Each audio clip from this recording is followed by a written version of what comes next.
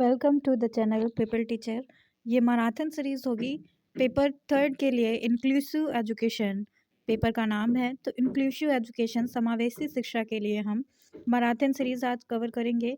इसमें आपको unit first, unit second, unit third and unit fourth को पूरी तरह से कवर किया जाएगा और इम्पॉर्टेंट टॉपिक्स भी इसमें बताए जाएंगे। तो स्टार्ट करते हैं यूनिट फर्स्ट से। इसमें हमारा पहला टॉपिक है इंक्लूसिव एजुकेशन। समावेशी शिक्षा का कॉन्सेप्ट क्या है इसको समझ लेते हैं। तो education is one of the powerful tool to develop a sense of equality.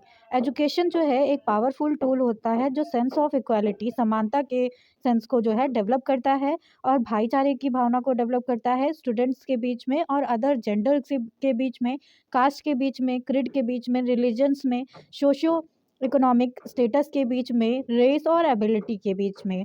Due to the deficiency of the knowledge, educational approach and the technology, disabled students were initially treated as the unwanted and the un and faced separation from the other children। तो इसमें कुछ जो है categories के साथ में या lack of knowledge की वजह से कुछ बच्चों के साथ में जो है डिस्क्रिमिनेशन किया जाता है। तो उस वो नहीं होना चाहिए, किसी भी बच्चे के साथ में डिस्क्रिमिनेशन नहीं होना चाहिए और सेपरेशन नहीं होना चाहिए।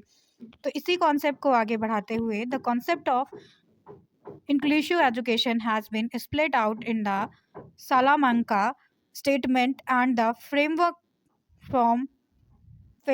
for action on the special need education 1994। तो 1994 में framework for action on special need education के द्वारा इंक्लूसिव एजुकेशन का कॉन्सेप्ट लाया गया। इसके बाद समझ लेते हैं the concept of inclusive education is a comparatively controversial subject. तो ये इसका जो इंक्लूसिव एजुकेशन का कॉन्सेप्ट है वो एक तरह से कंपैरेटिव और कंट्रोवर्शियल सब्जेक्ट हो जाता है। For many many peoples perceive inclusive education in different ways. अलग अलग लोग अलग अलग तरह से इंक्लूसिव एजुकेशन को समझते हैं। बट द रियलिटी, लेकिन अगर हम रियलिटी की बात करें तो इंक्लूसिव एजुकेशन इन्वॉल्व करता है मॉडिफिकेशन इन फिलॉसफी। जब हम देखते हैं कि हम दार्शनिक चीज़ों में किसी भी तरह का मॉडिफिकेशन कर रहे हैं, बदलाव कर रहे हैं, तो उसी को इंक्लूसिव एजुकेशन का नाम दिया जाता है। या करिकुलम में हम किसी तरह का बदलाव करते हैं, टीचिंग स्ट्रेटजी में किसी तरह का बदलाव करते हैं, या फिर स्ट्रक्चरल ऑर्गेनाइजेशन में किसी तरह का बदलाव करते हैं, तो इसको इंक्लूसिव एजुकेशन कहा जाता है। Inclusive education is a part of broader goal of creating an inclusive society. तो इंक्लूसिव सोसाइटी के लिए इंक्लूसिव एजुकेशन बहुत आवश्यक हो जाता है। एजुकेशन सिस्टम एज प्रॉब्लम की बात करें इसमें, तो एजुकेशन सिस्टम इसमें एक तरह से प्रॉब्लम के तौर पे लिया गया था, जिसमें टीचर्स एटीट्यूड आ जाता है और रेजिड मेथड करिकुलम आ जाता है, इनएसेसिबिलिटी आ जाती है इन्वायरमेंट की, या फिर many drop out, many repeaters आ जाता है, teachers and school not supported, parents not involve, lack of teaching aids and equipment, poor quality teaching. ये सारे जो है पार्ट इसमें इन्वॉल्व हो जाते हैं इंक्लूसिव एजुकेशन में।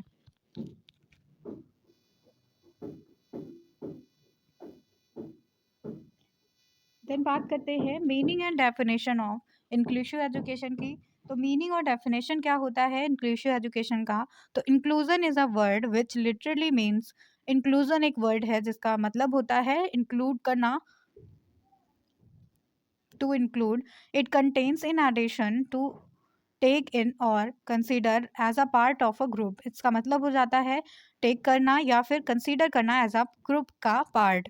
Today's inclusive education talk about the including all students in journal schools। inclusive education का मतलब हो जाता है कि हर एक स्टूडेंट को जो है जर्नल स्कूल्स में इन्वॉल्व किया जाता है इसमें।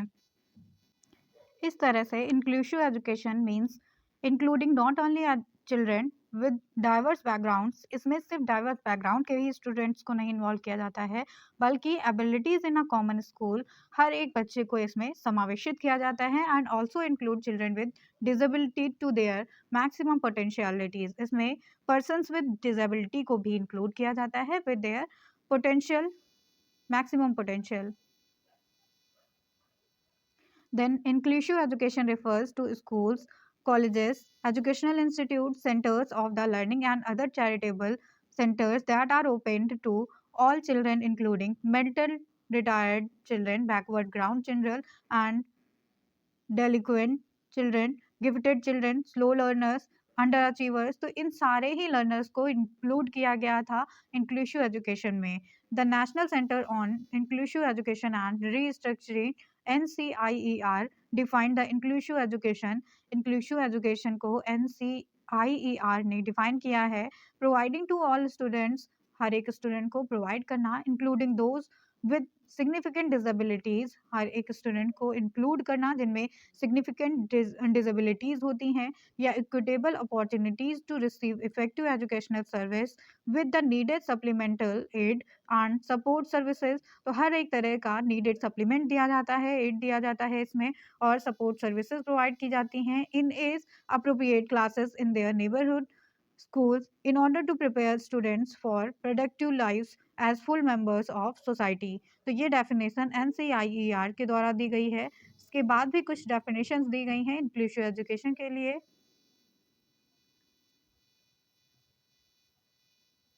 देन आते हैं कैरेक्टरिस्टिक्स ऑफ इंक्लूसिव एजुकेशन पे। तो इंक्लूसिव एजुकेशन की क्या कैरेक्टरिस्टिक्स हो जाती हैं, तो इसमें इन्वॉल्व है inclusive education is not only for disable children. Inclusive education सिर्फ डिसेबल्ड चिल्ड्रन के लिए नहीं होता है, बल्कि इसमें हर एक चिल्ड्रन को इन्वॉल्व किया जाता है। देन सेकेंड कैरेक्टरिस्टिक आ जाती है कि inclusive education is opposition of segregation. तो इसमें किसी भी तरह का अलगाव नहीं किया जाता है, अलगाव के विपरीत ये कार्य करता है। फिर थर्ड कैरेक्टरिस्टिक है कि वेलकम ऑल चिल्ड्रंस। तो इसमें हर एक स्टूडेंट्स को का स्वागत किया जाता है, हर एक कैटेगरी के स्टूडेंट को एक्सेप्ट किया जाता है। देन फोर्थ है आइडेंटिफिकेशन ऑफ डाइवर्सिटी। हर एक बच्चे को इसमें इन्वॉल्व किया जाता है, इसलिए इसमें डाइवर्सिफाई किया जाता है हर एक स्टूडेंट की स्किल्स को, उनकी एबिलिटीज़ को। देन नेक्स्ट कैरेक्टरिस्टिक हो जाती है कि इक्वल अटेंशन इन क्लासेस। तो हर एक क्लास में हर एक बच्चे को इक्वल अटेंशन प्रोवाइड किया जाता है इसमें। Then six one is participation of the parents and society का पार्टिसिपेशन रहता है इसमें। Then seventh one is equal opportunity of education. हर एक बच्चे को इक्वल अपॉर्चुनिटी दी जाती है, चाहे वो किसी भी क्राइटेरिया से हो, बैकवर्ड ग्राउंड से हो, या डिसेबल्ड चिल्ड्रन हो, चाहे वो जैसा भी बच्चा हो, हर एक बच्चे को इसमें इक्वल अपॉर्चुनिटी प्रोवाइड की जाती है। देन एट्थ आ जाता है इक्वल प्रोवाइड आ क्वालिटी एजुकेशन। हर एक बच्चे को इसमें क्वालिटी एजुकेशन प्रोवाइड की जाती है। देन और भी कुछ कैरेक्टरिस्टिक दे रखी हैं इसकी। देन इसके बाद जो है ऑब्जेक्टिव्स दिए गए हैं, objectives of inclusive education. Coming to the next topic, which is principles of inclusive education। principles of inclusive education का क्या मतलब है, तो इसके लिए कुछ principles दिए गए थे inclusive education के लिए, जिसमें 7 मेन principles आ जाते हैं इसके। तो 7 मेन प्रिंसिपल्स कौन से हैं, इसमें फर्स्ट प्रिंसिपल आ जाता है टीचिंग ऑल स्टूडेंट्स। तो इसका पहला सिद्धांत हो जाता है इंक्लूसिव एजुकेशन का कि हर एक बच्चे को समान अपॉर्चुनिटी दी जाए, सेम अपॉर्चुनिटी मिले और सेम एजुकेशन मिले, हर एक बच्चे को इसमें समानता रखी गई थी। देन सेकेंड प्रिंसिपल इसका आ जाता है एक्सप्लोरिंग मल्टीपल आइडेंटिटीज़।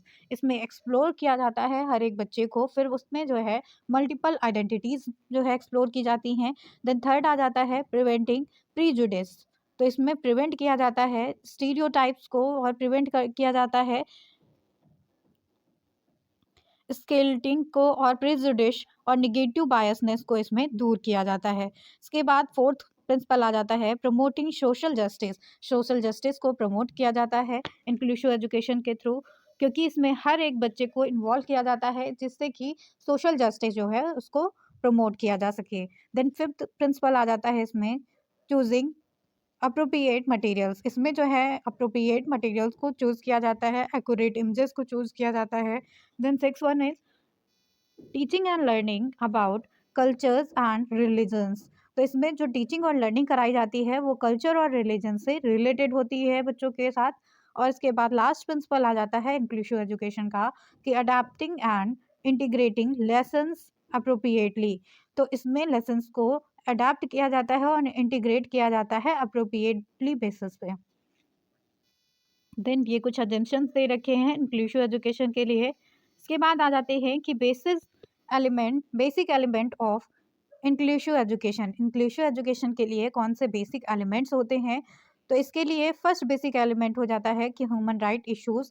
तो ह्यूमन राइट इश्यूज़ से क्या इश्यूज़ है, मतलब ह्यूमन राइट्स जो दिए गए हैं हर एक मानव को, उससे रिलेटेड जो भी इश्यूज़ होंगे वो इंक्लूसिव एजुकेशन के लिए एक बेसिक एलिमेंट का कार्य करेंगे। देन सेकंड एलिमेंट इसमें आ जाता है टुगेदरनेस का। Then third one is education for all in school. तो हर एक बच्चे के लिए स्कूल में जगह होती है, चाहे वो किसी भी कैटेगरी से रिलेटेड हो और वो चाहे वो जैसा भी बच्चा हो। देन नेक्स्ट आ जाता है इसमें एलिमेंट में ब्रेकिंग बायसनेस। इसमें जो है ब्रेकिंग बैरियर्स, तो इसमें जो है बाधक को दूर किया जाता है, हर एक बाधक को। Then fifth one is use of teaching assistant and specialist. तो इसमें टीचिंग असिस्टेंट और स्पेशलिस्ट का ही यूज किया जाता है। इंक्लूसिव करिकुलम रहता है एलिमेंट्स में। देन पेरेंटल इन्वॉल्वमेंट रहता है इंक्लूसिव एजुकेशन में। देन नेक्स्ट टॉपिक आ जाता है प्रोसेस ऑफ इंक्लूसिव एजुकेशन। तो इंक्लूसिव एजुकेशन का क्या प्रोसेस रहता है, इसको देख लेंगे। प्रोसेस ऑफ इंक्लूसिव एजुकेशन में इन्वॉल्व होता है deinstitutionalisation, then second one is normalisation, third one is integration, then fourth one is mainstreaming। इसके बाद हम आ जाते हैं नेक्स्ट टॉपिक पे। तो difference between traditional approach and inclusive approach. Traditional approach और इंक्लूसिव अप्रोच में क्या अंतर होता है, इसको देखेंगे। तो ट्रेडिशनल अप्रोच जो है एजुकेशन प्रोवाइड करती थी कुछ ही बच्चों को, लेकिन इंक्लूसिव एजुकेशन में हर एक बच्चे का वेलकम किया गया। ट्रेडिशनल अप्रोच स्टैटिक रहती थी, जबकि इंक्लूसिव एजुकेशन जो है वो फ्लेक्सिबल है। इसमें सेग्रीगेशन किया जाता था ट्रेडिशनल अप्रोच में, लेकिन इंक्लूसिव एजुकेशन में किसी भी तरह का सेग्रीगेशन नहीं किया जाता है बच्चों के साथ में। ट्रेडिशनल अप्रोच में कलेक्टिव टीचिंग होती थी, जबकि इंक्लूसिव एजुकेशन में इंटीग्रेशन इंडिविजुअलाइज टीचिंग होती है। तो इसमें हर एक बच्चे पे ध्यान दिया जाता है। तो इसी बेसिस पे कुछ और अंतर दे रखे हैं, डिफरेंस दे रखे हैं इन दोनों के बीच में। नेक्स्ट टॉपिक है importance of inclusive education. Importance क्या है इंक्लूसिव एजुकेशन की, इसको जानेंगे यहाँ पे। तो फर्स्ट इंपॉर्टेंस हो जाती है इसकी vision of living normal life can come true.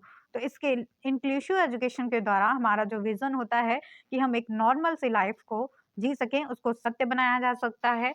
Then second आ जाता है इसकी इंपॉर्टेंस की इंक्लूसिव एजुकेशन डेवलप करता है पॉजिटिव अंडरस्टैंडिंग को हमारी। देन थर्ड है इंपॉर्टेंस इसकी कि डेवलप करता है ये इंटीमेसी को। Then fourth one is to learn necessary academic skills. तो इंक्लूसिव एजुकेशन के द्वारा ही हम नेसेसरी एकेडमिक स्किल्स को लर्न कर सकते हैं, सीख सकते हैं। Then fifth one is creating a learning environment. तो इंक्लूसिव एजुकेशन के द्वारा ही ऐसा लर्निंग इन्वायरमेंट क्रिएट किया जाता है जिससे कि बच्चे की लर्निंग को इन्फ्लुएंस किया जा सके और उसको इफेक्टिवली मैनेज किया जा सके। Then six one is improve learning for both with and without disability. तो इसमें हर एक बच्चे की लर्निंग को इम्प्रूव किया गया था, चाहे वो डिजेबल्ड चाइल्ड हो चाहे वो नॉन डिजेबल्ड चाइल्ड हो। Then seventh one is importance आ जाती है इसकी children learn to accept individual differences. इसमें जो है चिल्ड्रंस को एक्सेप्ट कराया जाता है इंडिविजुअल डिफरेंसेस को। इसके बाद एट्थ आ जाता है children develop new friendships. Children जो है इसमें नई नई फ्रेंडशिप को डेवलप करते हैं, नए नए बच्चों के साथ उनकी बिलोंगनेसनेस बढ़ती है। देन नाइन्थ आ जाता है कि इम्प्रूव्स पेरेंट्स पार्टिसिपेशन। इसमें जो है पेरेंट्स पार्टिसिपेशन को इंक्लूड किया जाता है और उसको जो है मोटिवेट किया जाता है। देन नेक्स्ट टॉपिक आ जाता है जस्टिफिकेशन ऑफ इंक्लूसिव एजुकेशन का। तो जस्टिफिकेशन में इन्वॉल्व है educational perspective, sociological perspective, economic perspective, humanitarian perspective, democratic perspective. तो ये सारे इसके पर्सपेक्टिव हो जाते हैं।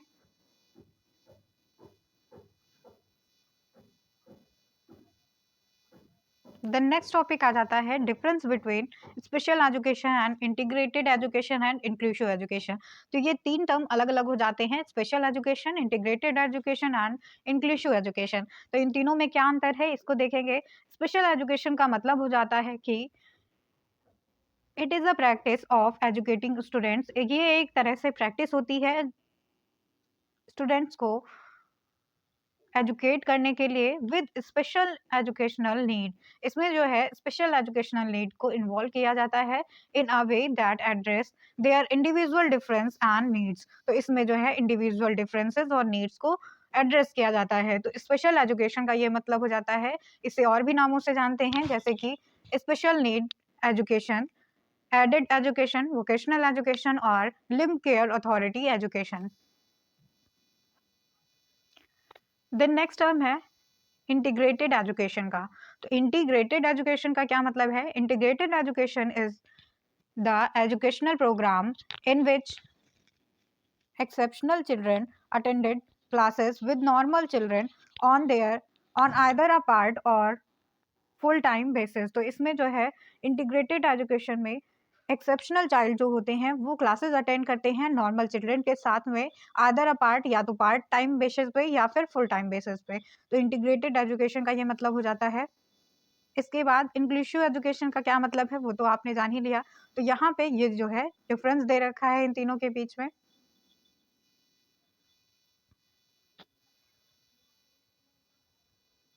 फर्स्ट मीनिंग के बेसिस पे था, देन सेकंड कॉन्सेप्ट के बेसिस पे है, थर्ड ऑब्जेक्टिव के बेसिस पे डिफरेंस बताया गया है, फिर scope, importance, cost, planning and facilities के बेसिस पे इसमें डिफरेंस बताया गया है तीनों में। स्पेशल एजुकेशन का मतलब होता है for special children like visual impaired and may have low self esteem, special educators, a special curriculum and methodology, limited opportunities for participation, teacher effectiveness limited to group, charity oriented and high cost and special education। देन integrated education का मतलब हो जाता है कि इसको आप chart के थ्रू समझिए। इसमें जो है child brought near normal, self stream unchange and regular resource teacher specialist, curriculum and methodology, subject centers, partial opportunities for participation, teacher effectiveness unchanged, limited to other children's, rights recognized not realized, cost on cost not so high and selected regular schools. तो integrated education के लिए ये सारे points आ जाते हैं। इसके बाद inclusive education आती है। तो इंक्लूसिव एजुकेशन का मतलब हो जाता है कि इसमें चाइल्ड रिमेन्स एज ही और शी इज, लीस्ट रिस्ट्रिक्टिव होता है, ये क्लास टीचर इसमें इन्वॉल्व होते हैं, curriculum and methodology child centre होती है इसमें, कंस्ट्रक्टिविस्ट होते हैं इसमें, equal opportunities for participation, teacher effectiveness including all in the learning process and rights recognized and actualized, and most cost effective, schools C would naturally go to the neighborhood। तो ये जो है इंक्लूसिव एजुकेशन का criteria हो जाता है पूरा। आते हैं नेक्स्ट टॉपिक पे, इंक्लूसिव एजुकेशन इन इंडिया पे। तो inclusive in education in India, इसमें जो है सब नेशनल प्रोग्राम्स को चलाया गया था। इस प्रोग्राम को इनिशिएट करने के लिए, जैसे कि the goal of education for all can not be completed without including children with special need.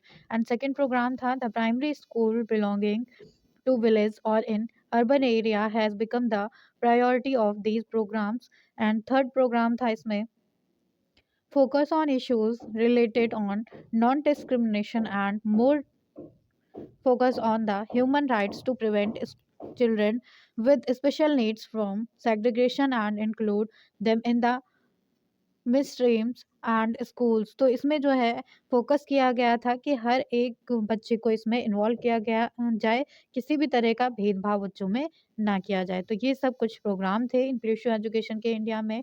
Then historical perspect of inclusive education in India की बात करते हैं। तो क्या हिस्टोरिकल पर्सपेक्टिव रहा है, इसके लिए आपको बताया गया है।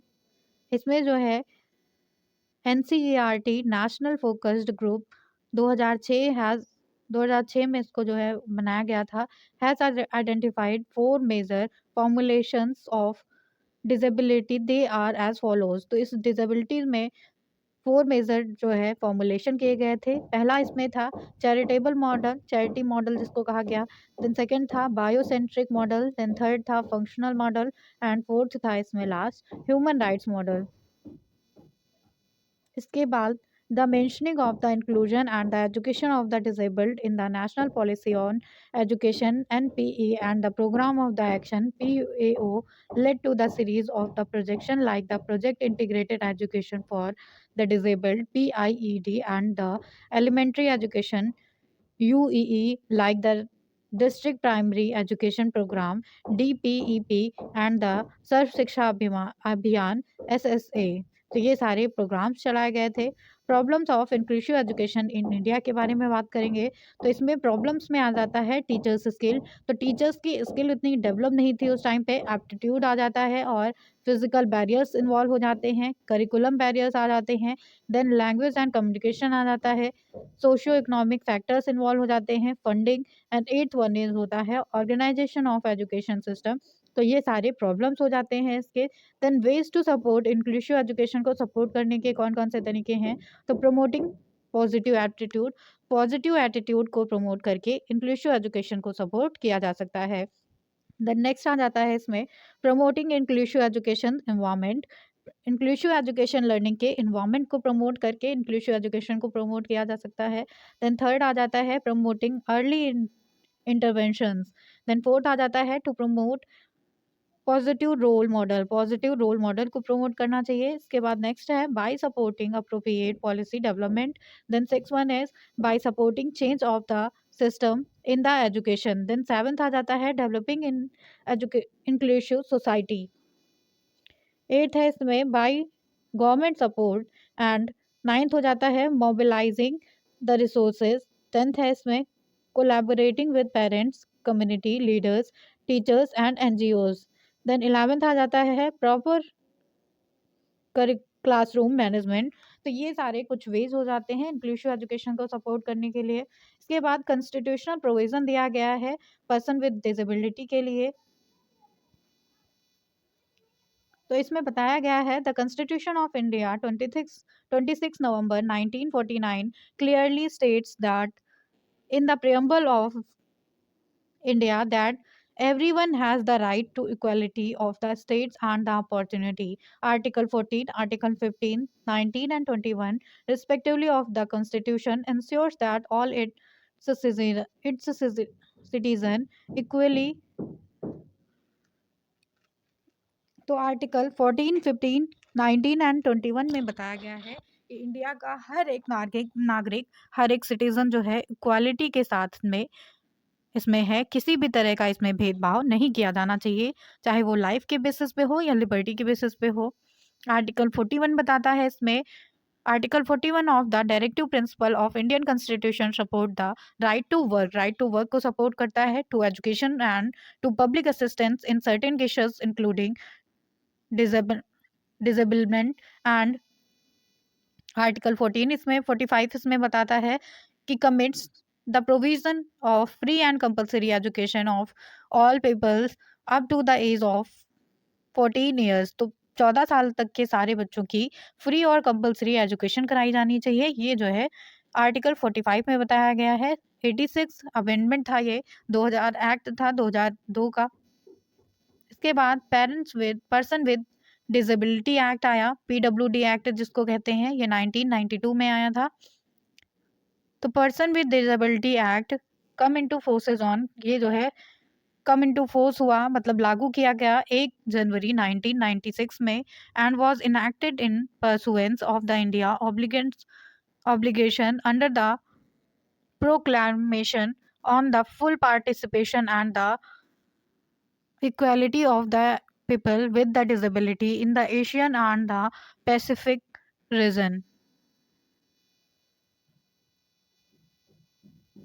Under the PWD Act, the person with disability has been defined as any person having 40% or more of any of the following disability। तो इन सारी disability को mention किया गया और इसमें बताया गया कोई भी person जिसको 40% से above जो है डिसेबिलिटी है तो वो जो है पर्सन विद डिसेबिलिटी में आ जाएगा, जैसे blindness, low vision, leprosy, cured and hearing impairment, locomotor disability, mental retardness and mental illness.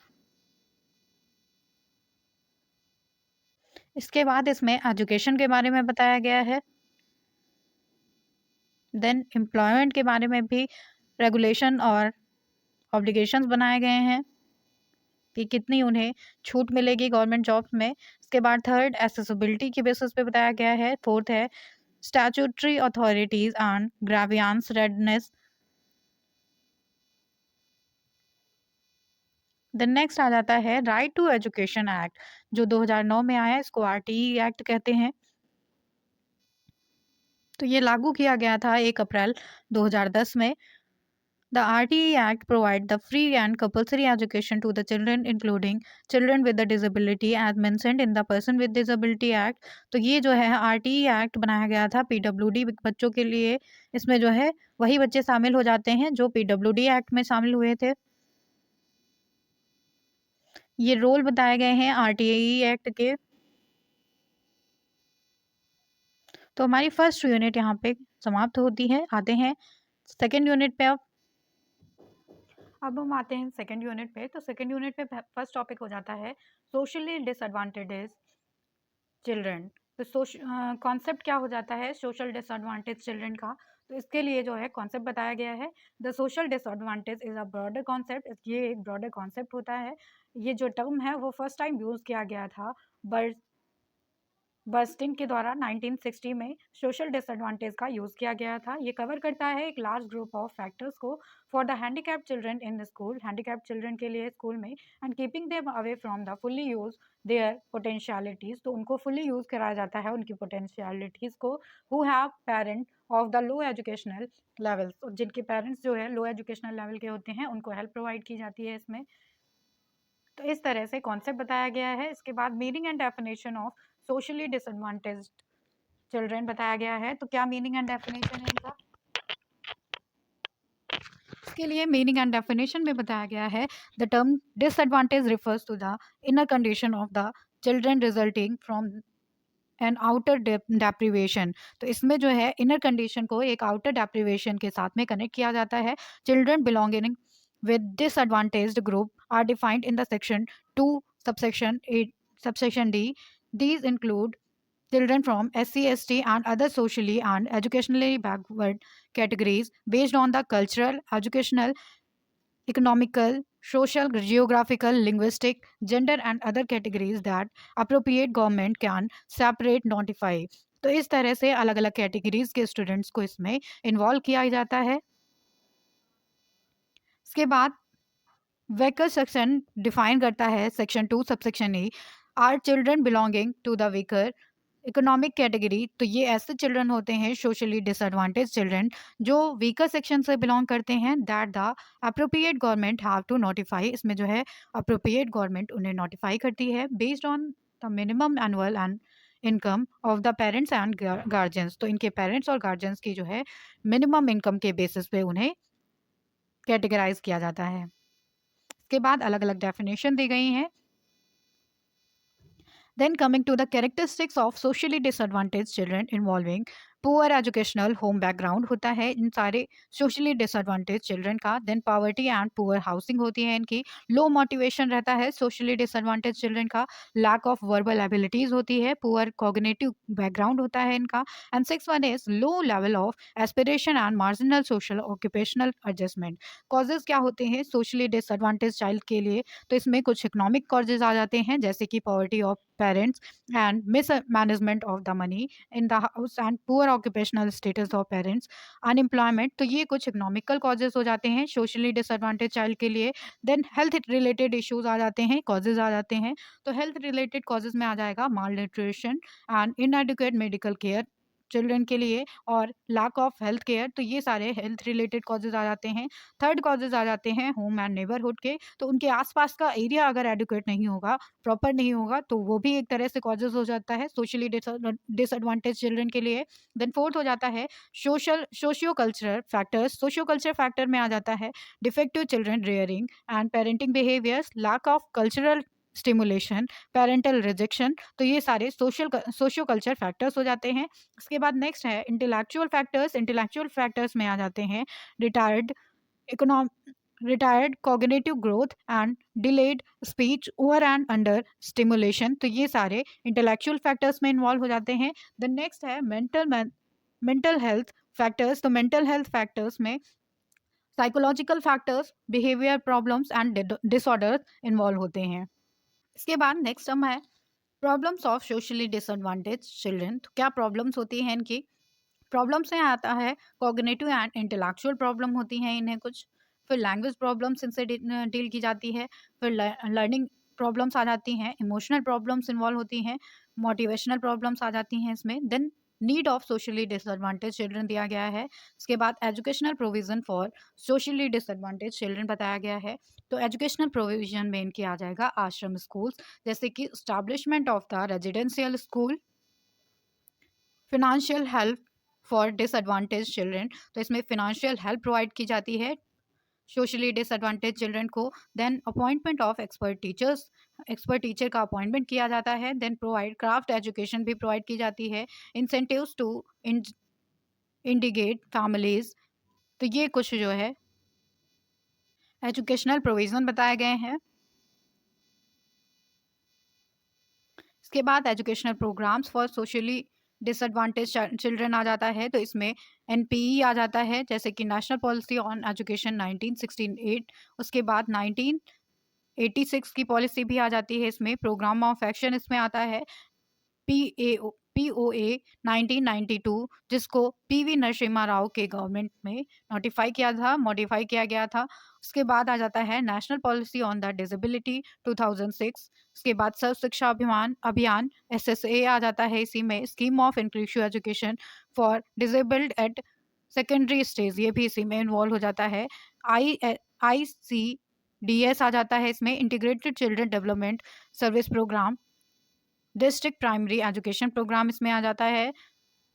इसके बाद हम देखेंगे forms of socially disadvantage children. तो फॉर्म्स की बात करें तो इसमें 3 तरह से कैटेगराइज किया गया है, कास्ट बेस पे, जेंडर बेस पे और मार्जिनलिटी के बेसिस पे। तो इसमें कास्ट बेस पे एसटी आ जाते हैं, एससी आ जाते हैं, ओबीसी और माइनॉरिटीज आ जाते हैं। जेंडर बेसिस पे गर्ल्स और वुमेन्स आ जाती हैं, और उसके बाद मार्जिनलिटी के बेसिस पे देखें तो इसमें स्लम चिल्ड्रन आ जाते हैं।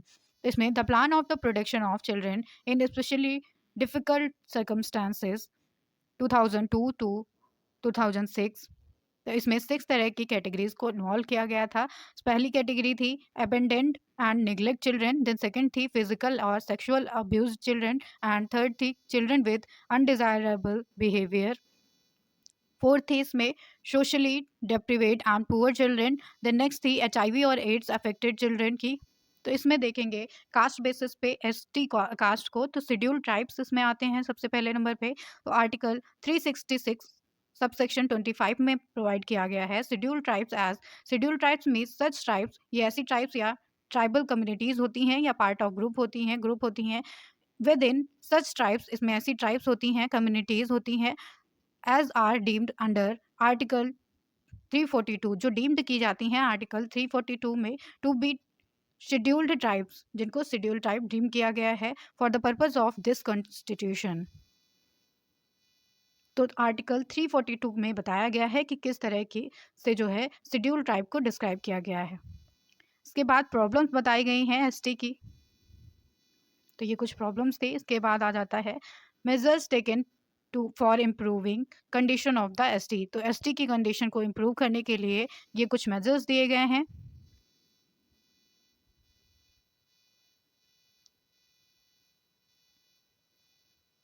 The next है promotion of education among the ST in accordance with the provision of the NPE and Program of Action 1986 and 1992।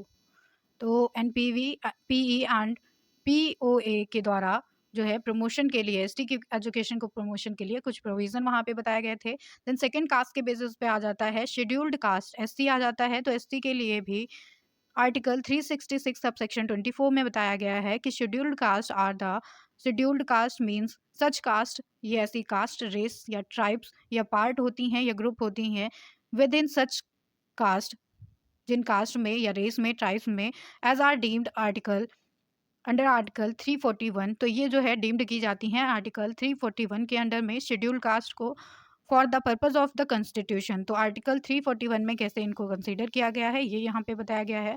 Then problems आ जाती हैं एससी कास्ट की, इनको दलित भी कहा जाता है, ये इनकी प्रॉब्लम्स हैं।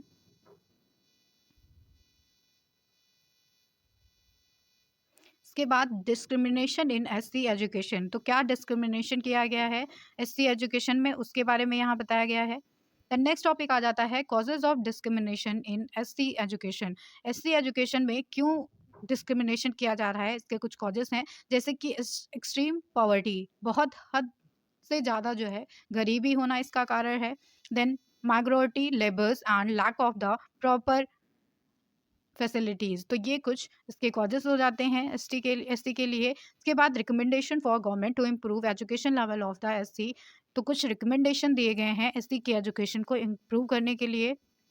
इसके बाद नेक्स्ट आ जाता है कास्ट के बेसिस पे अदर बैकवर्ड क्लासेस, जैसे कि ओबीसी। ओबीसी इसको कहा जाता है, ओबीसी का मतलब हो जाता है other backward classes. A community is classified as OBC. एक ऐसी कम्युनिटी होती है ये if the if it qualifies as backward based on the complex set of social, economical and educational criteria as specified by the National Commission on the Backward Classes। तो NCBC के basis पे जिसको categorise किया जाता है complex set के basis पे, social, educational, economic and educational basis पे उनको हम बैकवर्ड अगर क्लासीफाई कर देते हैं तब उन्हें ओबीसी के नाम से जाना जाता है। प्रॉब्लम्स ऑफ ओबीसी में आ जाता है lack of interaction. Then second है dependency on the higher caste पे डिपेंडेंसी रहती है इनकी। Problem of share cropping and indebtedness, health and nutrition.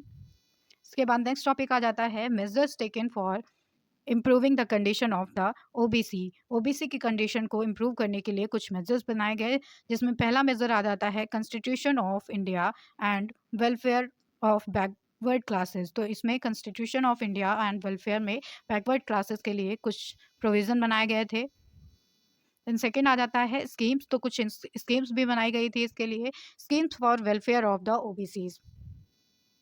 ये कुछ स्कीम्स बताई गई हैं इसके लिए। देन थर्ड है इसमें national backward classes finance and development corporation. Then fifth fourth आ जाता है इसमें 5 ईयर प्लान्स। इसके बाद नेक्स्ट कैटेगराइजेशन है माइनॉरिटी का। तो माइनॉरिटी को एक्सप्रेस किया जाता है, ये ड्राइव किया गया है लैटिन वर्ड माइनॉर से एंड द सफिक्स इसका है ईटी। इसका मतलब हो जाता है स्मॉल इन नंबर। तो जो कम संख्या में होते हैं उनको माइनॉरिटीज कहा जाता है।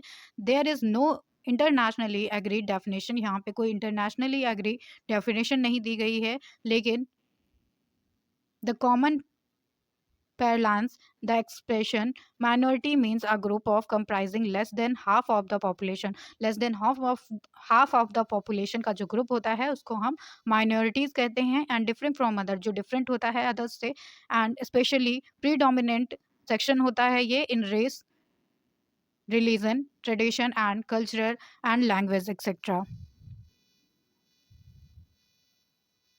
इसके बाद कुछ डेफिनेशंस दी गई हैं। तो अकॉर्डिंग टू जे लापोन्स, इनके अनुसार डेफिनेशन दी गई है कि minority is the group of persons having different race, language और religions from that of the minority of inherent. Characteristics फिर बताई गई हैं माइनॉरिटीज़ के बारे में। अब काइंड्स आ जाती हैं माइनॉरिटीज़ की। तो इसमें सिख आ जाएंगे, मुस्लिम्स, क्रिश्चियंस एंड ज़ोरोअस्ट्रियन आ जाते हैं, बुद्धिस्ट और जैन्स आ जाते हैं। इसके बाद प्रॉब्लम्स बताई गई हैं। तो प्रॉब्लम्स ऑफ माइनॉरिटीज़ गर्ल्स में आ जाता है access to employment, then health, justice, sexual violence. तो ये सारी प्रॉब्लम्स हैं। Constitutional provision related to minorities rights. तो ये कॉन्स्टिट्यूशनल प्रोविज़न बताए गए हैं इसके बारे में माइनॉरिटीज़ के लिए। देन नेक्स्ट कैटेगराइजेशन आ जाता है गर्ल्स का, जेंडर के बेसिस पे जो किया गया है। In India a vast country, India एक वास्ट कंट्री है। It is known as the country of diversity, country of diversity के नाम से इसको हम जानते हैं। दिस सेइंग दैट यात्रा नरयासु एंड पूज्यांते रामांते एंड तात्रा देवता। It means that women are worshipped. इसका मतलब होता है कि वुमेन्स की पूजा की जाती है। God reside there with the advent civilisation. तो इस तरह से नारी तू नारायणी, इस तरह से हमारे देश में बोला जाता है। तो नारी को लक्ष्मी का रूप माना गया है, नारी को स्वयं देवी माना गया है यहाँ पे। Status of women in India during different period. तो क्या स्टेटस रहा है इंडिया में वुमेन्स का अलग अलग पीरियड्स में। तो इसमें स्टेटस बताया गया है इन एंशिएंट टाइम में, बुद्धिस्ट टाइम में और मेडिवाल्स टाइम पे, ब्रिटिश टाइम पे, टाइम ऑफ इंडिपेंडेंस में और मॉडर्न टाइम पे। तो क्या स्टेटस रहा है वुमेन का in the time of ancient. तो महाभारत और रामायण के टाइम पे वुमेन्स को ऑनरेबल स्टेटस दिया गया था सोसाइटी में, जैसे कि मनु को, गार्गी को। Status of women in the Buddhist period. तो बुद्धिस्ट पीरियड में कैसा जो है स्टेटस दिया गया वुमेन्स को। Womens are the allowed low status, low status हो गया था इसमें जो है मेल्स की अपेक्षा वुमेन्स का इसमें। देन आते हैं थर्ड पे। तो status of womens in the medievals में सती प्रथा, ये सारी प्रथाएं आ गई थी इसमें। और बुढ़ा प्रथा, सती प्रथा, चाइल्ड मैरिज होने लगी थी, गर्ल किलिंग, तो ये सारी जो है चीज़ें होने लगी थी मेदिवाल्स पीरियड में, इसलिए वुमेन्स का स्टेटस जो था इसमें लो होता चला गया था। फिर status of women in the British periods में लोएस्ट लेवल हो गया था इंडिया में वुमेन्स का in the society.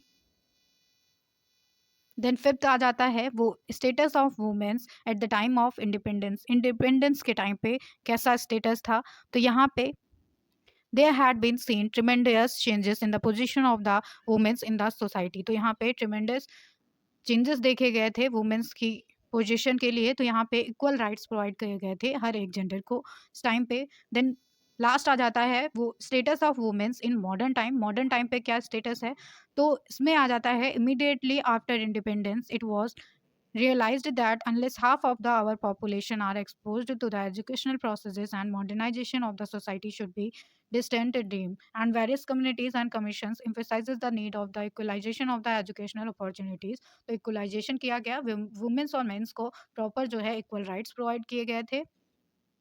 Having many reforms for the situation of womens position, economic problems compelled the progress of the women education. तो इसमें जो है वुमेन्स एजुकेशन की प्रोग्रेस को नापा गया था। फिर मॉडर्न इंडिया जो है विटनेस करता है सब development in the status of the women. Women के स्टेटस में कुछ तरह के डेवलपमेंट भी किए गए थे।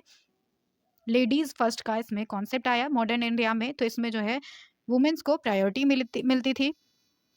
इसके बाद बताया गया है problems of girls and womens in Indian society. तो इसमें प्रॉब्लम्स थी एक्सपेक्टेशन ऑफ द डोमेस्टिसिटी की, सेफ्टी की प्रॉब्लम थी, एसिड अटैक की प्रॉब्लम थी, ऑनर किलिंग की प्रॉब्लम थी, और acquisition of the witchcraft की प्रॉब्लम थी, रेप की प्रॉब्लम थी, इसमें जेंडर डिस्क्रिमिनेशन किया जाता था, ट्रैफिकिंग होती थी, और health problem, education problem, unequal employment. तो ये सारी प्रॉब्लम्स हो जाती हैं। इसके बाद measures to reduce problems of the girls and womens in India. तो कौन से मेजर्स होते हैं जिससे कि वुमेन्स और गर्ल्स की प्रॉब्लम को रिड्यूस किया जा सकता है, जैसे कि providing better facilities in the schools to girls, girls को बेटर फैसिलिटीज प्रोवाइड की जानी चाहिए स्कूल्स में। देन सेकंड आ जाता है इंक्रीज द एजुकेशनल लेवल को इंक्रीज किया जाना चाहिए गर्ल्स के।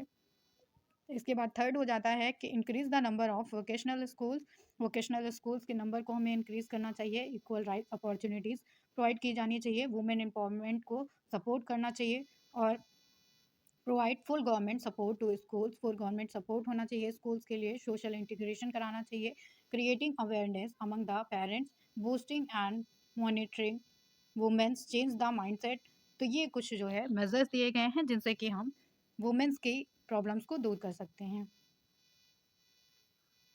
Educational status of Indian girls and womens आ जाता है इसके बाद में। तो यहाँ पे एजुकेशनल स्टेटस बताया गया है। इसके बाद मेजर्स आ जाते हैं, measures taken by government for the socio economic development. तो सोशियो इकोनॉमिक डेवलपमेंट के लिए गवर्नमेंट के द्वारा मेजर किए गए थे, जैसे कि Swadhar and short stay homes, working women hostels, support to the training and employment programme for women, and Rashtriya Mahila Kosh, national mission for the empowerment of women, Rajiv Gandhi national creche scheme for the children of working mothers, one stop centre, Sabla scheme. तो ये कुछ schemes चलाई गई थी women's के लिए। Slum children क्या होते हैं इसको जान लेते हैं, ये लास्ट कैटेगराइजेशन है। तो स्लम चिल्ड्रन हाईली पॉपुलेटेड होते हैं, अर्बन एरियाज में कैटेगराइज किए जाते हैं by the substandard housing, inadequate access to the clean water, sanitisation, and as a consistently changing in residential population. तो इस तरह से सैनिटेशन और क्लीन वाटर और चेंजिंग रेजिडेंशियल पॉपुलेशन के बेसिस पे कैटेगराइज किया जाता है स्लम चिल्ड्रन को। इसमें जो है स्लम चिल्ड्रन की कैरेक्टरिस्टिक्स आ जाती हैं कि लैक ऑफ बेसिक सर्विसेज का इसमें लैक होता है, कमी होती है, ओवर क्राउडेड एरियाज होते हैं, हाई डेंसिटी होती है इनकी, इनसिक्योर टेन्योर होता है, पॉवर्टी एंड सोशल एक्सक्लूजन रहता है, मैक्सिमम सेटलमेंट साइज रहता है इनका। Problems of children living in the urban slum. तो अर्बन स्लम में रहने वाले चिल्ड्रन को क्या प्रॉब्लम्स आती हैं, वुमेन्स एंड गर्ल्स प्रॉब्लम आ जाती हैं, then health and child maternity problem आती हैं, फिर education, finance, political and social exclusion problem आ जाती हैं, डिजास्टर भी आते हैं। Then measures to improve children living in the urban slum. तो इसमें कुछ मेजर्स हैं, जैसे कि एक्ट आया था slum rehabilitation act 1995, national slum development programme, Valmiki Ambedkar Awas Yojana, then Jawaharlal Nehru national urban renewal mission. इसी तरह से कुछ जो है स्कीम्स चलाई गई। Then role of the cooperative for the upliftment of the slum children, इसमें जो है कोऑपरेटिव्स का भी रोल था स्लम चिल्ड्रन को अपलिफ्ट करने के लिए। तो इसमें security of the tenure to the womens poverty alleviation programme चलाए गए, बेसिक सर्विसेज प्रोवाइड की गई। तो ये कुछ जो है प्रोग्राम्स थे। देन टॉपिक आ जाता है डिस्क्रिमिनेशन का। पे आते हैं डिस्क्रिमिनेशन। डिस्क्रिमिनेशन का क्या मतलब होता है? In countries like India there are prevalent different discrimination domains. तो इंडिया जैसी कंट्रीज़ में कई सारे ऐसे फैक्टर्स होते हैं जिसमें भेदभाव किया जाता है, तो ये डिस्क्रिमिनेटिंग डोमेन्स कहलाते हैं। दीज डोमेन्स में be in the form of social, economic, gender, which directly or indirectly restrict the development of the country as well as the educational levels, due to the which number of the problems are arising and restricting the inclusion also। तो यहाँ पे discriminating domains जो है वो कई form में हो सकते हैं, जैसे कि सोशल, इकोनॉमिक, जेंडर। ये जो है डायरेक्टली या इनडायरेक्टली जो है पब्लिक को प्रभावित करते हैं, कंट्री को प्रभावित करते हैं और उसके एजुकेशनल लेवल पे इम्पैक्ट करते हैं। Discrimination is an act or series of the action taken against to the target group with the intention of the preventing, de- devaluing, neglecting, or humiliating them. In a human societal system, discrimination is treated as or making the distinction in the favour of और against. तो discrimination जो होता है वो societal basis पे किया जाता है, और ये किसी के फेवर में होता है और किसी के अगेंस्ट में होता है, चाहे वो पर्सन के बेसिस पे हो या अदर ग्रुप्स के बेसिस पे हो या क्लासेस के बेसिस पे किया जाए या कैटेगरी के फॉर्म में डिस्क्रिमिनेशन किया जाए।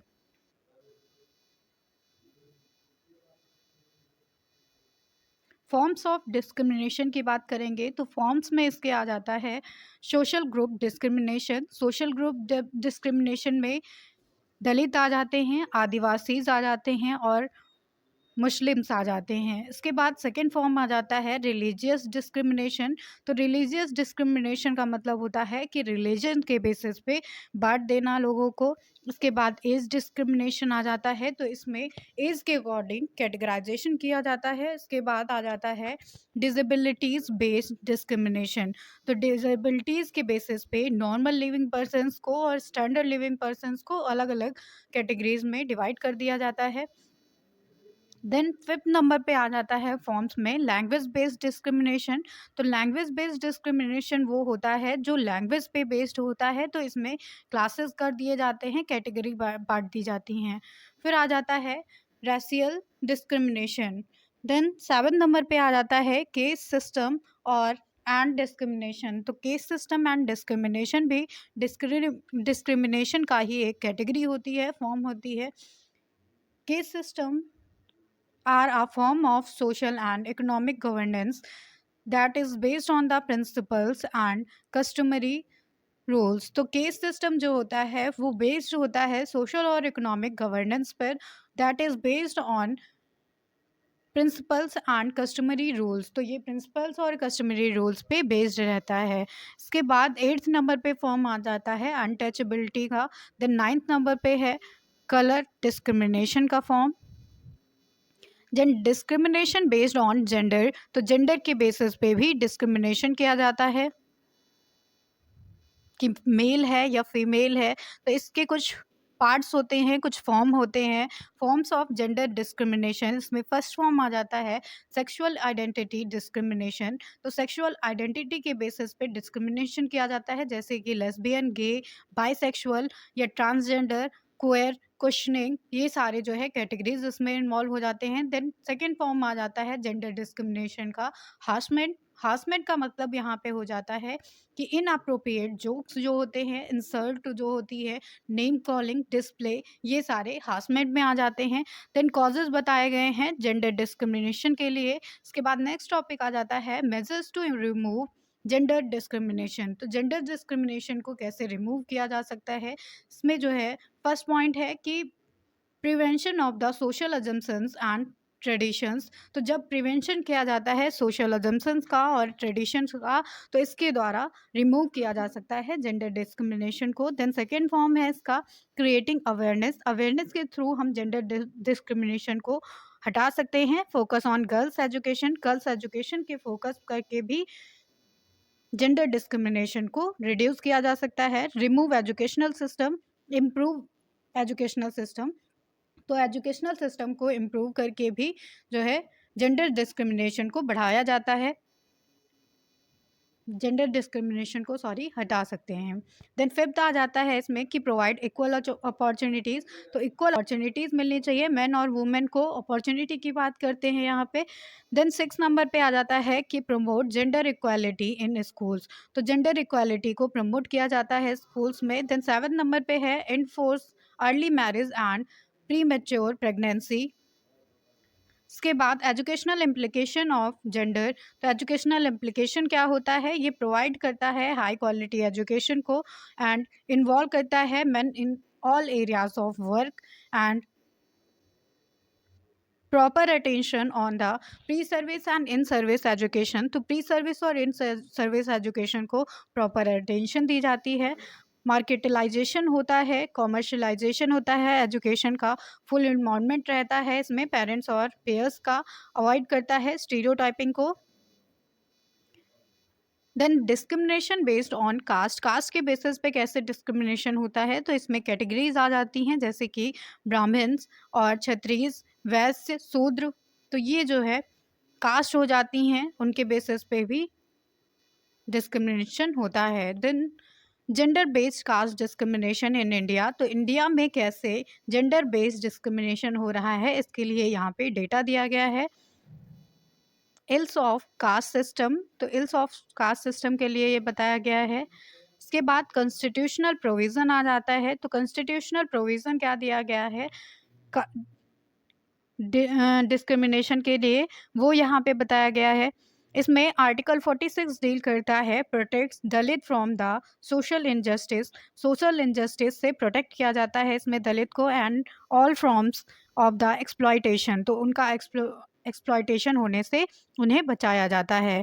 देन सेकंड है इसमें in spite of many laws in the legislation against the untouchability, it is still prevalent in India।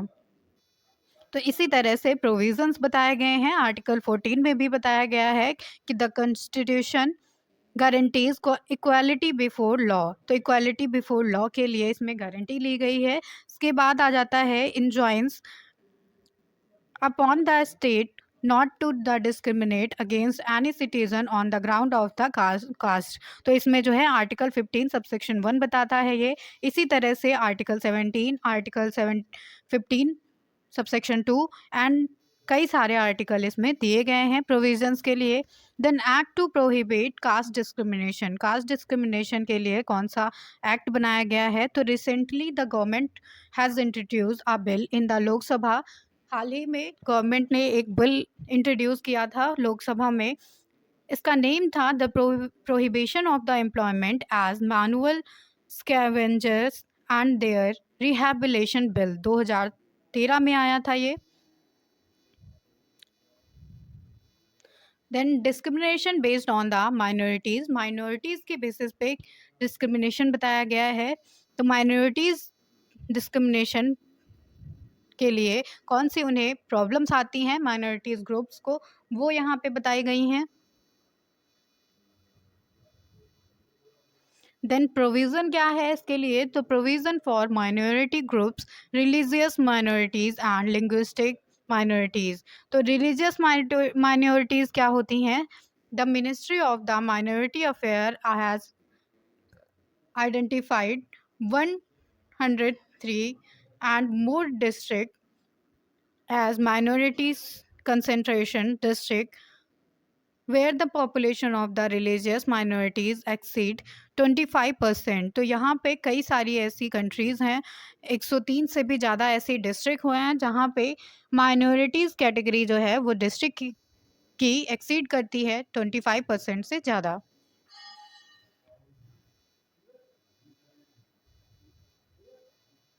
Then second आ जाता है लिंग्विस्टिक माइनॉरिटीज़ का पार्ट। तो लिंग्विस्टिक माइनॉरिटीज़ में बताया गया है कि the basic principle of providing education in the language concerned as far as possible should be implemented sincerely। तो यहाँ पे बेसिक प्रिंसिपल्स को प्रोवाइड किया गया है एजुकेशन इन द लैंग्वेज के लिए as far as possible for the implemented sincerely.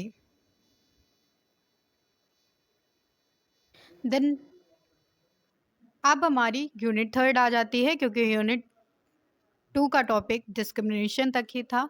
Unit third का टॉपिक आ जाता है स्पेशल चिल्ड्रन का।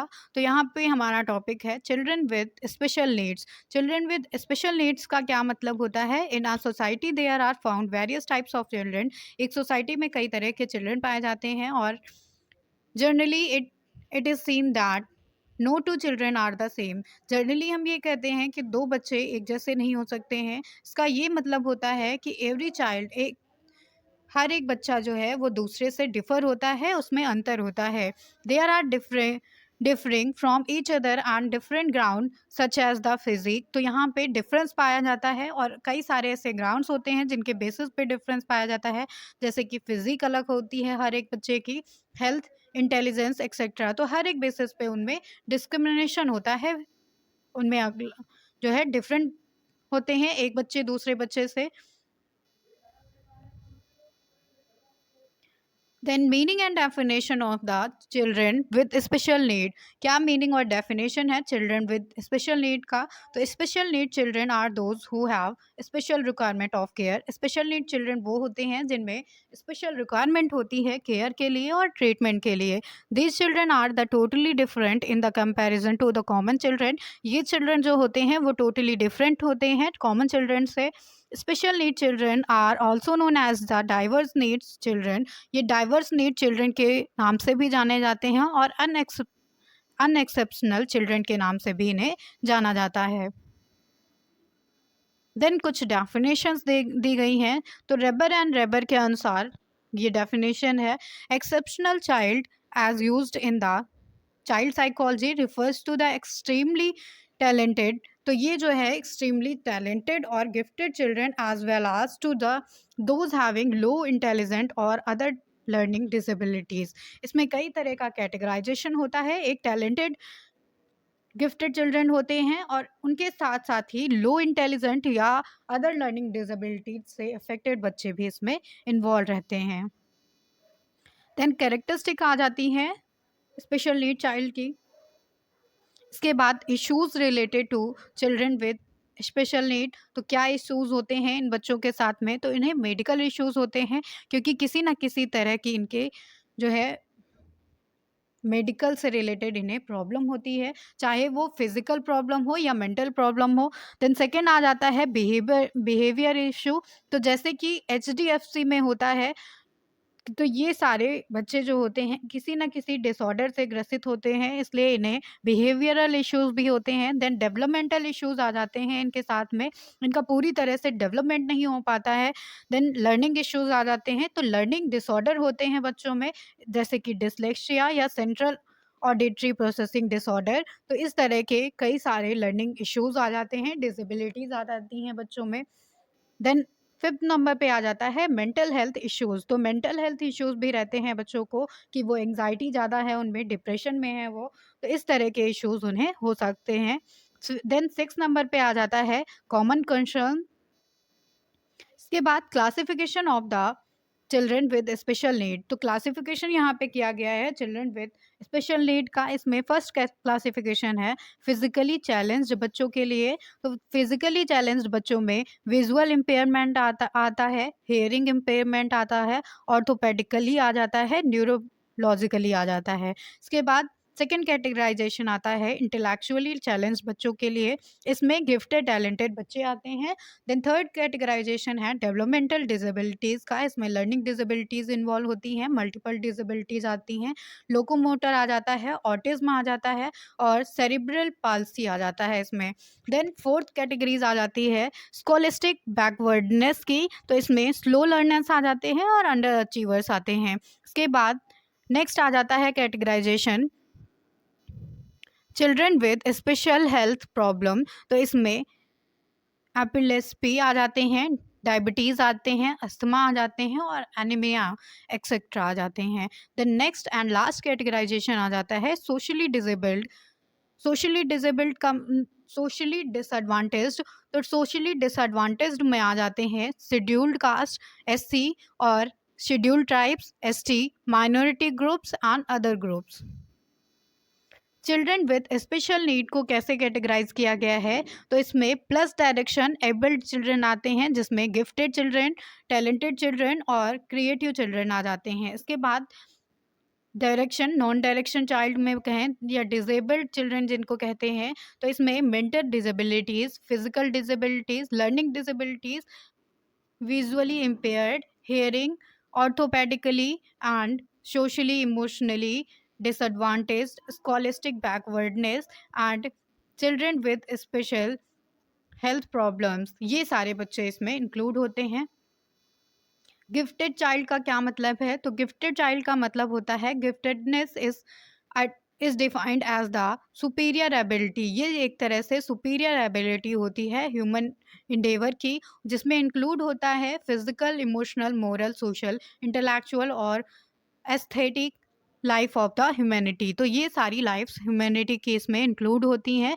गिफ्टेड का मतलब हो जाता है टैलेंट या कोई ऐसा सुपीरियर एबिलिटी, कॉग्निटिव एबिलिटी या हाई जर्नल इंटेलिजेंस होती है इन बच्चों में।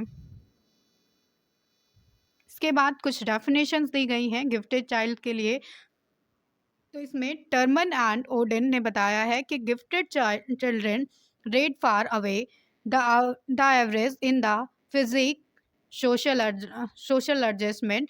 तो जो गिफ्टेड चाइल्ड होते हैं वो जो है एवरेज से अबव जाते हैं, चाहे वो फिजिक में हो या सोशल एडजस्टमेंट में हो या फिर पर्सनालिटी ट्रेट्स में हो, अचीवमेंट में हो या प्ले इंफॉर्मेशन में हो या फिर वर्सटाइल हो इंटरेस्ट में। तो ये सारी कुछ डेफिनेशंस थी गिफ्टेड चाइल्ड के लिए। इसके बाद आ जाती है characteristics of the gifted children. तो कैरेक्टरिस्टिक्स में इसमें इन्वॉल्व हो जाता है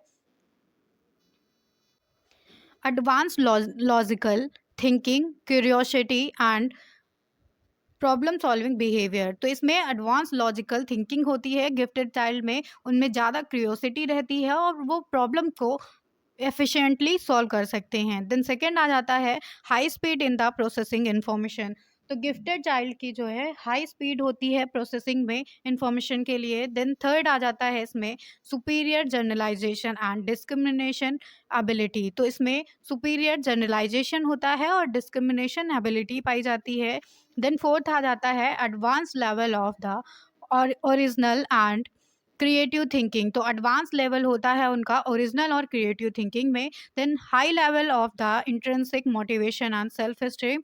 हाई लेवल इंट्रिंसिक मोटिवेशन रहता है इनका और सेल्फ एस्टीम इनका हाई रहता है गिफ्टेड चाइल्ड का।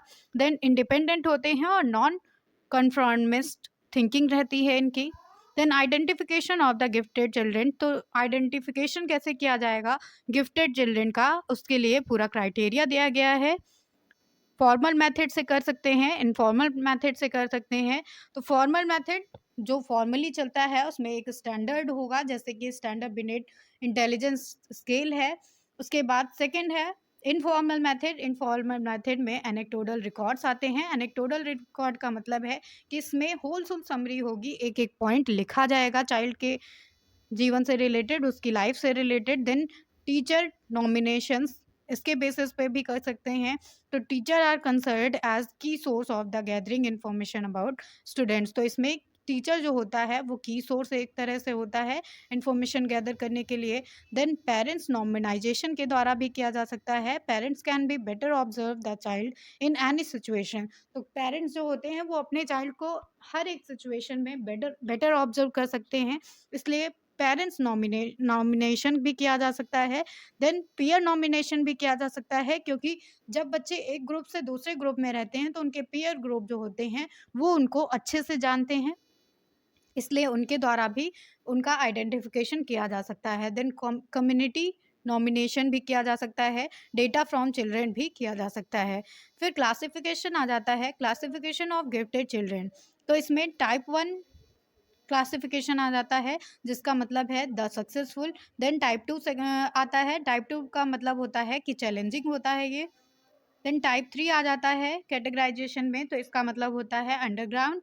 एंड टाइप 4 आ जाता है जिसका मतलब होता है ड्रॉप आउट। एंड टाइप 5 आ जाता है the double labelled. And type 6 आ जाता है the autonomous learners. Then problems of the identified problems of the gifted children. क्या प्रॉब्लम्स होती हैं गिफ्टेड चिल्ड्रन की? तो इसमें फर्स्ट प्रॉब्लम आती है difficulty in adjusting and maintaining equilibrium. तो गिफ्टेड चिल्ड्रन को डिफ़िकल्टी रहती है कि वो कैसे एडजस्टमेंट करें, कैसे मेंटेनेंस करें इक्विलिब्रियम के लिए। देन इनसिक्योरिटी रहती है उनमें।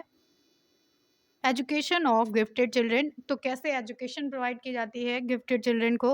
इसके लिए है फर्स्ट पॉइंट कि supportive and challenging learning environment रहता है उनके लिए, और स्पेशल अटेंशन दी जाती है, एजुकेशनल प्रोग्राम चलाए जाते हैं, इफ़ेक्टिव टीचिंग मेथड्स को यूज़ किया जाता है, इफ़ेक्टिव करिकुलम रहता है। तो ये हमारा स्पेशल चिल्ड्रन का टॉपिक यहाँ पे एंड होता है। आते हैं न्यू टॉपिक पे, डिसेबिलिटी न्यू टॉपिक है हमारा। तो डिसेबिलिटी का मतलब है कि कोई एक तरह से कोई भी तरह की डिसेबिलिटी हो सकती है इंडिविजुअल या ग्रुप में। वो विजुअल यूजुअल स्टैंडर्ड से बिलो की कंडीशन होती है, इम्पेयर्ड होता है स्टूडेंट इसमें relatively. The term is use to refer the individual functioning including physical impairment. इसमें फिजिकल इम्पेयरमेंट आता है, सेंसरी इम्पेयरमेंट आता है, कॉग्निटिव इम्पेयरमेंट आता है, या इंटेलेक्चुअल इम्पेयरमेंट आ जाता है मेंटल इलनेस के लिए। और वेरियस टाइप की जो है डिसेबिलिटी हो सकती है। According to the national international classification of impairment, disability and handicap, ICIDH 1980 के द्वारा एक डेफिनेशन दी गई है इसके लिए। तो डिसेबिलिटी इज इंटरफेरेंस, एक तरह का इंटरफेरेंस होता है विद एक्टिविटीज़ के साथ में ऑफ द होल पर्सन के लिए in relation to the immediate environment के साथ में। टाइप्स ऑफ डिसेबिलिटी की बात करते हैं तो इसमें डेवलपमेंटल डिसेबिलिटीज़ आ जाती हैं। डेवलपमेंटल डिसेबिलिटीज़ का मतलब हो जाता है developmental disabilities is a diverse group of the chronic condition. तो ये क्रोनिक कंडीशन के लिए डाइवर्स ग्रुप होते हैं that are due to the mental and physical impairment, जो कि मेंटल और फिजिकल इम्पेयरमेंट की वजह से हो सकते हैं। देन लर्निंग डिसेबिलिटीज़ आती हैं। तो लर्निंग डिसेबिलिटीज़ का मतलब हो जाता है the term learning disabilities is used to describe the seeming unexplained and unexpected difficulty a person has in acquiring basic academic skills। तो एक पर्सन को बेसिक academic skills को acquire करने में अनएक्सपेक्टेड और अनएक्सप्लेन्ड डिफिकल्टी होती है, तो उसको हम लर्निंग डिसेबिलिटी कहते हैं। देन थर्ड आ जाती है इसमें फिजिकली डिसेबल्ड और हैंडीकैप्ड। तो फिजिकली डिसेबल्ड और हैंडीकैप्ड वो होते हैं who are deaf, lame and blind, dumb. उनको जो है हम फिजिकली हैंडीकैप चिल्ड्रन कहते हैं। इसके बाद फोर्थ आ जाते हैं मेंटली डिसेबल्ड और रिटायर्ड। इसमें जो है mentally retired children are those who brain and intelligence are so less developed. तो ऐसे बच्चे ये होते हैं जिनमें ब्रेन उनका पूरी तरह से डेवलप नहीं हुआ होता है, या उनमें इंटेलिजेंस लेवल जो है वो नॉर्मल से भी कम होता है। उन्हें कई तरह की प्रॉब्लम्स फेस करनी पड़ती हैं, रीडिंग से रिलेटेड, राइटिंग से रिलेटेड, और कई तरह से एडजस्टमेंट फेस करने पड़ते हैं। देन आ जाते हैं हियरिंग इम्पेयरमेंट। तो हियरिंग इम्पेयरमेंट का मतलब हो जाता है कि जो अपनी हियरिंग को लॉस कर चुके हैं, जिनको सुनाई नहीं देता है, वो जो है हियरिंग इम्पेयरमेंट में आते हैं। देन विजुअल इम्पेयरमेंट में आ जाते हैं। तो विजुअल इम्पेयरमेंट का मतलब है कि वो किसी चीज़ को देख नहीं पाते हैं। देन ऑर्थोपेडिकल हैंडीकैप्ड आते हैं। तो इनमें जो है इनका मतलब हो जाता है कि एक्सीडेंटल इंजरी हो जाती है या बोनी डिफेक्ट होता है इसमें, जैसे कि फॉलोइंग रिकेट्स एंड फ्रैक्चर हो जाता है कोई भी, तो ये इसमें ऑर्थोपेडिकल हैंडीकैप्ड में आ जाते हैं। इसके बाद difference between children with Sen and disability. तो स्पेशल एजुकेशनल नीड्स और डिसेबिलिटी में क्या अंतर है इसको देख लेते हैं।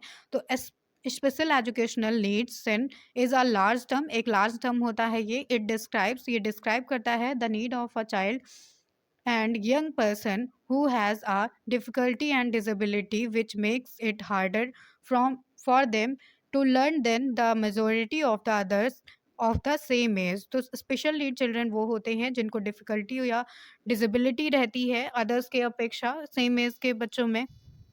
डिसेबिलिटी का क्या मतलब हुआ? डिसेबिलिटी का मतलब हो जाता है फिज़िकली या मेंटली वो इम्पेयर्ड होंगे। मेंटल डिसेबिलिटी या रिटार्डनेस, इसका क्या मतलब है? तो मेंटल डिसेबिलिटी का मतलब हो जाता है कि मेंटली कोई भी प्रॉब्लम है, दिमाग से लेकर कॉग्निटिव एबिलिटीज से रिलेटेड कोई भी प्रॉब्लम है तो उसको मेंटल डिसेबिलिटीज कहेंगे। इसके बाद हैबर के अकॉर्डिंग बताया गया है कि mental retardness refers to the सब एवरेज जो है जर्नल इंटेलेक्चुअल फंक्शनिंग होती है ये विच ऑर्जिनेट्स ड्यूरिंग द डेवलपमेंट पीरियड के साथ में is associated with the impairment in the adaptive behaviour.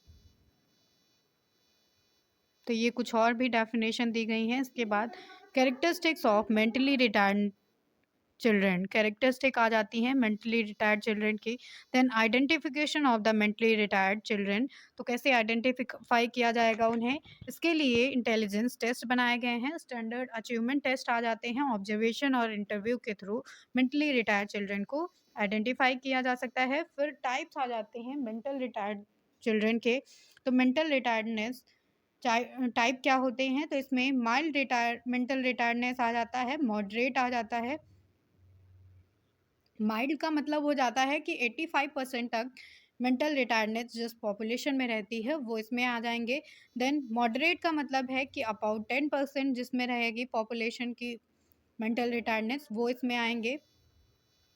Then severe mental रिटायर्डनेस होती है तो इसमें 3 से 4% तक ही रहेगा।